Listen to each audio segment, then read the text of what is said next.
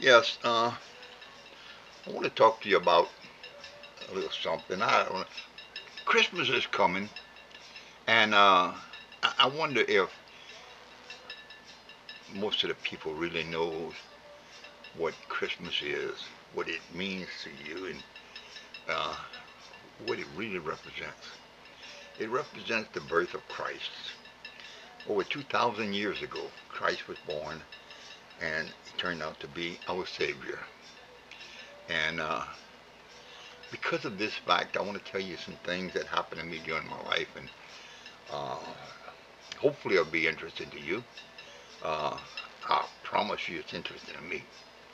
Uh, in 1998, I was rushed to the hospital with a heart attack, and I stayed there for weeks. I don't really know how long. They kept me out. It was a local hospital. And one morning, a doctor woke me up, and he was a friend of mine, a good friend. Wasn't my doctor, but he was a good friend. And he woke me up and he said, Frank, I want you to do me a favor. I said, my God, I'm dying. This man wants me to do him a favor. I said, well, doc, uh, I'll do you a favor, but you got to do me one. He said, okay. I said, what do you need? He said, I want you to go to New Orleans and get checked out because these people want to send you home and treat you with medicine. I think you're in worse shape than that. I said, okay, set me up. And he did. And he said, no. I said, no. He said, no. He asked me, he said, what is your favor you want? I said, doc, I want a cigarette. You know, I was a heavy smoker. And he said, okay. He called a nurse over there and they put a cigarette patch on my arm. And I think it was a dud anyway because that didn't end my craving. But anyway, I went to New Orleans and after several tests and a few days, I don't know how long, when you're in the hospital for something like this, you lose track of time because they keep you knocked out most of the time. But anyway, they uh, they decided that they would send me home and wait for somebody to die so I can have a heart donated, and that really scared me. And my wife came in, Mary, and I was from the shipyard, and I used languages and that I don't do anymore. And I told her what was happening, and I said, I'm scared, you know. And she said, well, I'll go and get somebody to pray for you. I said, in my shipyard language, I said, hell, do something. You know, that's what I told her. I said, do something. Well, she left, and I went back out again. And it was, I don't know how long. When she woke me up again, she said, I have a lot of people praying for you. And believe it or not, I felt so much better. I felt like a heavy load was lifted off my shoulders, and I could even breathe better. You know, um, just that knowledge. I was a believer of God, but not a heavy practice believer of God. And no sooner she said that, one of the major doctors at the hospital came in, and he said, "I have, I saw something those other doctors didn't see." He said, I think I can do you some good. He said, I saw light trickles in the bottom of your heart, which means you have some blood flow down now. And I said, okay. I said, what do you want to do? He said, I want to operate on you Friday. And to be honest with you, I don't know what day it was at the time. I said, well, doc, what's my chances? He said, well, normally you have a 1% chance of dying on the table. In your case, you have a 65% chance of dying on the table. I said, Lord, have mercy. I said, well, what's my chances if I don't get operated on? He said, oh, 100% you're going to die. I said, well, doc, sharpen your knife because you got to do what you got to do. So, well, anyway, I went through that operation Friday. I went in, I didn't feel anything. I woke up in ICU and I had tubes in my chest, wires in my chest. I had a pint of blood in my neck, um, uh, tubes down my throat, IV in my arm, um, and I don't know what else. But I mean, I was all wrapped up in all kind of things, and uh, I couldn't talk, of course, but I didn't hurt. I didn't hurt at all, and people would come in and see me, and by that time I had lost a lot of weight. I looked probably like a skeleton. Uh, I don't know if that was an improvement on my looks anyway, but I was uh, I was in bad shape.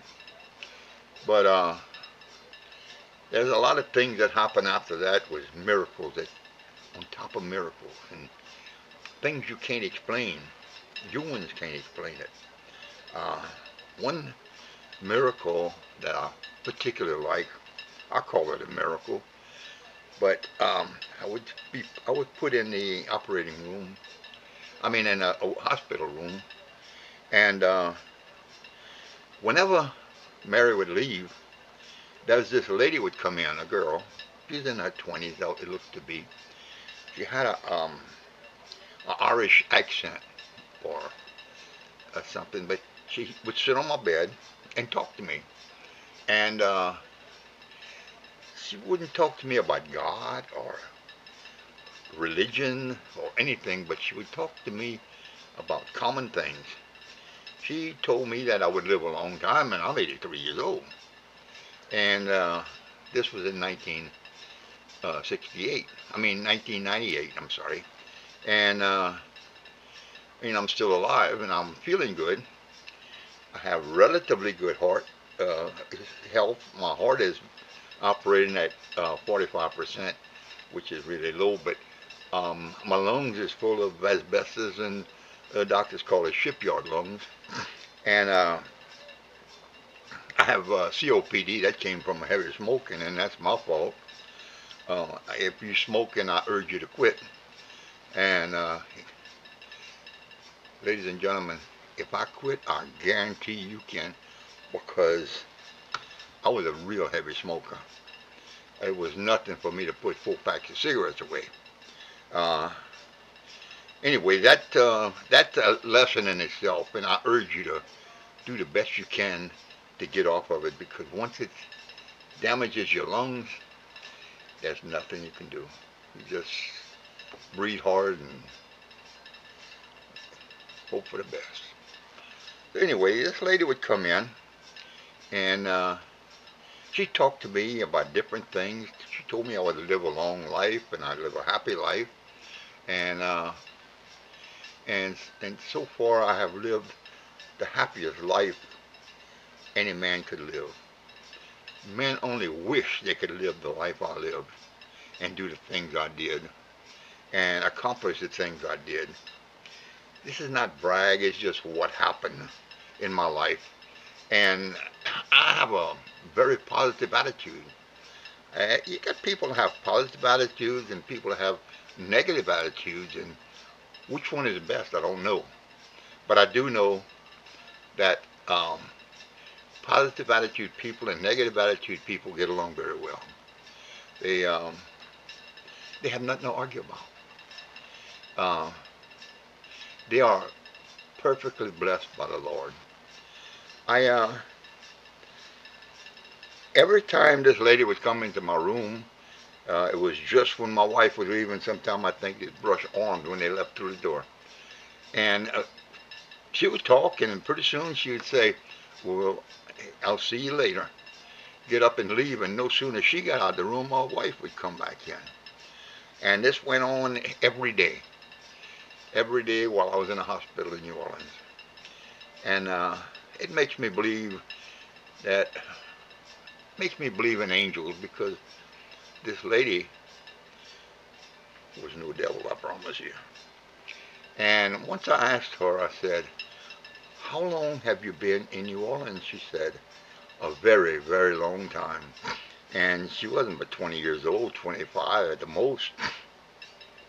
Oh, and it looked to be anyway. So a long, long time was not very long for her. So anyway, that was one miracle. I got out of the hospital and um, I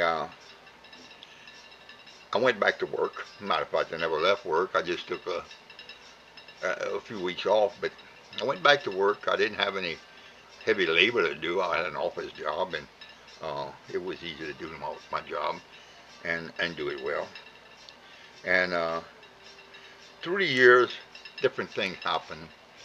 Uh, I would like to tell you about different miracles, but I'll tell you one that happened in July of this year, 2024.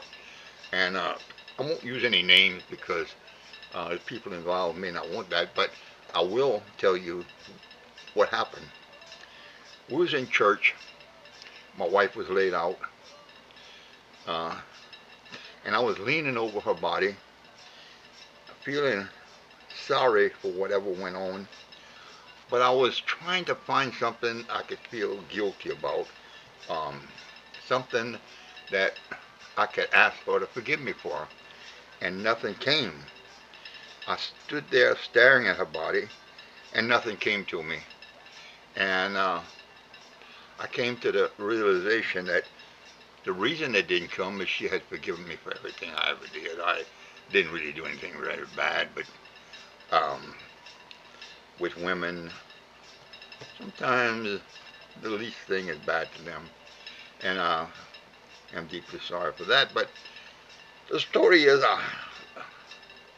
the witnesses tell me that I stood straight up, shoulders rolled back. I stood at attention, made an about face.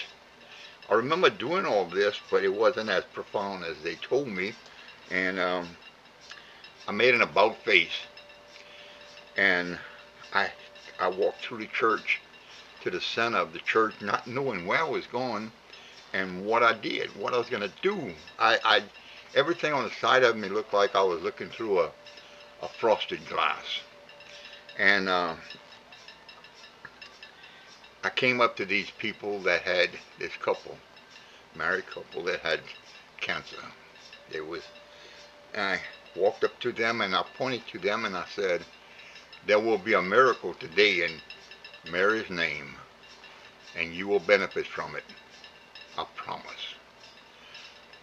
I There was a priest on the side, and there was no way for me to know he was there because he was on the side of me. I was looking forward, and without turning to the priest, I said, I didn't ask him.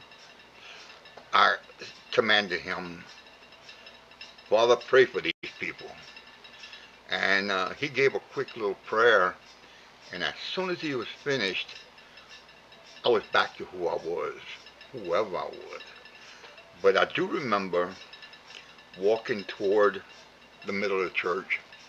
Again, I didn't know what I was going to do, but I felt very, very strong. Like every person in that church could have been on my shoulders and I could have brought them out.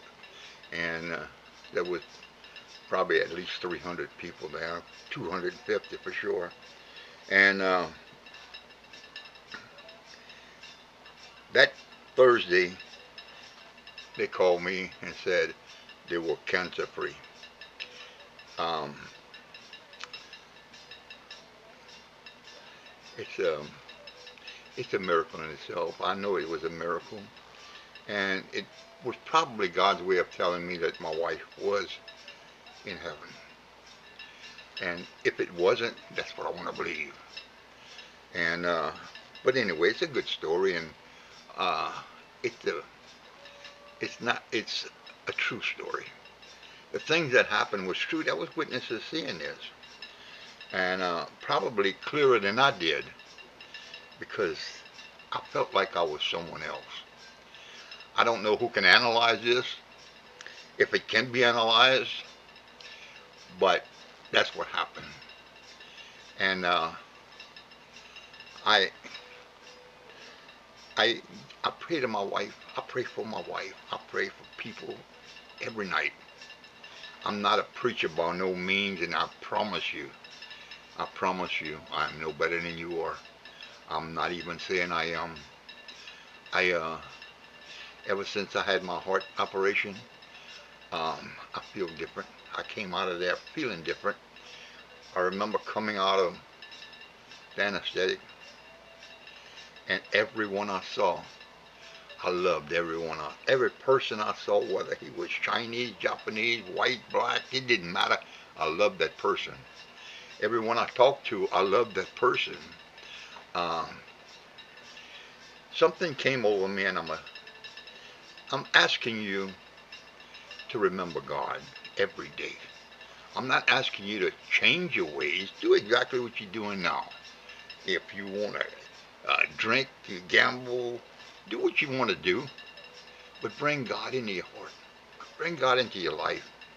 And I know I sound like I'm preaching. I'm sounding like I'm preaching, but in my mind, it's very important that you do this. And I'm sure that if you give God a chance every day, that your life will be changing. And it's going to change in a better way than you ever thought. And I thought about things, like if the most important man in the United States, which will probably be Donald Trump in a few days, a few weeks, if he would come to your town and you had the opportunity to sit across the table from him and speak to him, would you do it? Would you petition him for whatever is needed? And I think you would. I think you would. But there's a being a lot more stronger than Donald Trump, a lot more powerful than Donald Trump. And you know what? You can talk to him every day of your life and talk to him as long as you want to and receive gifts. You know, if you have a neighbor and he has a good position in life, maybe on a company or has money, and but you barely go see him. You barely, if you see him, you don't wave to him or whatever. Then, um, say you need something, you need a job, and you ask him for a job. He has no motive to give you one. He has no reason to give you one. You're just a stranger to him. But in the other hand, if you visit that person every day and you talk to him every day and you're friendly with this person, then you ask him for a job, and if there's one open, you probably get it. I'm using a job. It's just an analogy, just something to think about. And, God made the world to be a paradise. It wasn't made to be a prison. But a lot of people consider it, and they do things to cause it to be a prison. There's a lot of killing, a lot of thieving, a lot of crime that really doesn't have to be. And but that's people that don't carry God in their heart. Because if you put God in your heart, you won't be able to commit a crime. If God is sunk deep in your heart, you won't be able to commit a crime. Uh, if God is deep in your heart, you won't use God's name in vain. I told you that I had I was working in a shipyard, and I had shipyard language, which means I didn't hold back on nothing. If I wanted to use um, indecent verbs, I would use them. You know. Um, but since 1998, I have never used God's name in vain, and this is 2024, and it hurts my feelings to hear people using God's name in vain. And again, please, please don't think I'm saying I'm better than you, because I'm not. You're probably a whole lot better person than I am if you analyze me, analyze yourself. But I do know what I want. I do know where I want to go. I do know I want to help people. I want to be friends with people, and it's the reason I am a comedian. I really am a comedian. Uh, if you was to gather up my neighbors, they would tell you I'm a comedian. Uh, I have some good neighbors, and they're real friendly people, but we joke around, and but nobody that I know of takes God for granted. I know I'm talking, and I know that sometimes that you see a religious program on television, and the first thing you want to do is turn it off. And and if you feel that way about what I'm just telling you, do it. But if you want to listen, please listen. I'm not asking you to change your life. I don't want you to, because I didn't change mine, but I added to it. I added the good things to it. And by adding the good things, you drop off some of the bad things. I'm a non-smoker, and I promise you I couldn't stop smoking by myself. I needed some heavy guidance, and I got that. I had a good wife that helped me with everything. I know I'm rambling about different things, but um, it's things that I like to talk about. I uh, I I have a Cajun accent, and I know you recognize that. And some people just like to hear people with a heavy accent talk, and I'm doing the best I can. I'm trying to pronounce words right, but I am a I am a Cajun, and I'm a Catholic, and I hope that I am a good Christian Catholic. You can be a good Christian, and you can be a good Baptist, you can be a good Catholic, but when you're a good Christian Baptist or a good Christian Catholic or a good Christian Presbyterian, whatever religion, add Christian in there. And a good Catholic will go in the church and he'll sit down and and show himself off. Jesus Christ said, "Don't be like the scribes and the Pharisees. Um, don't do things just to show off. Put God in your heart." And I'd say a little prayer, uh, even if it's a sign of the cross. A prayer would be good. And I like to speak Latin. I like to pray in Latin, and I'm sure the pronunciation of my prayers is has a lot to be desired. But it's been I learned Latin when I was very small. I was an altar boy, and when all the other kids was at home watching um, uh, TV on Saturdays, I was at church learning Latin, and some of the some of the phrases in Latin is very dear to me, and I say them often. Um, the sign of the cross I'll make in nomine et Pater et Filio et Spiritus Sanctus.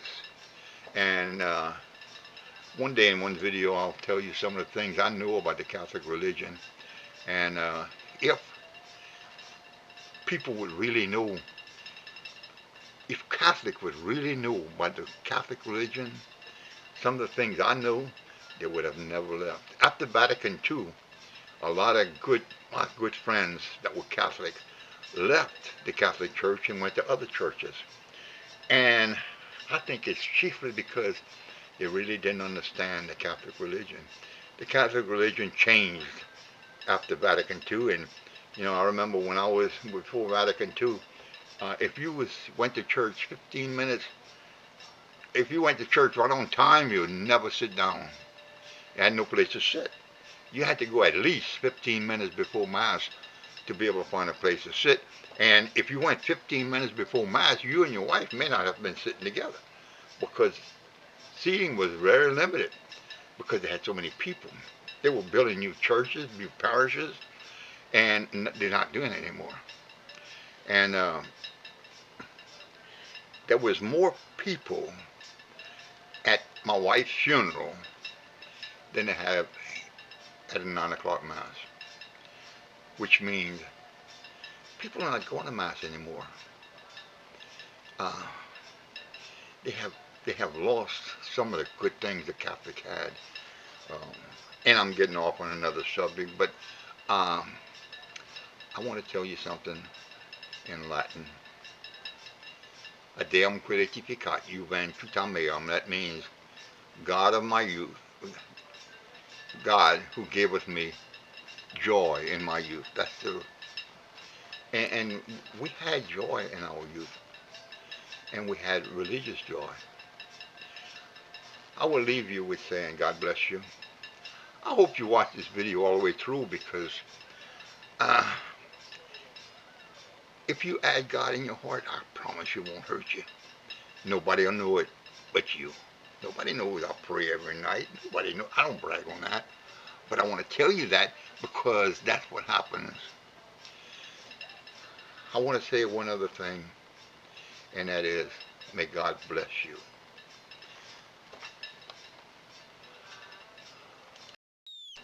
I asked my granddaughters to pay close attention to, in the Bible, to 1 Corinthians chapter 11.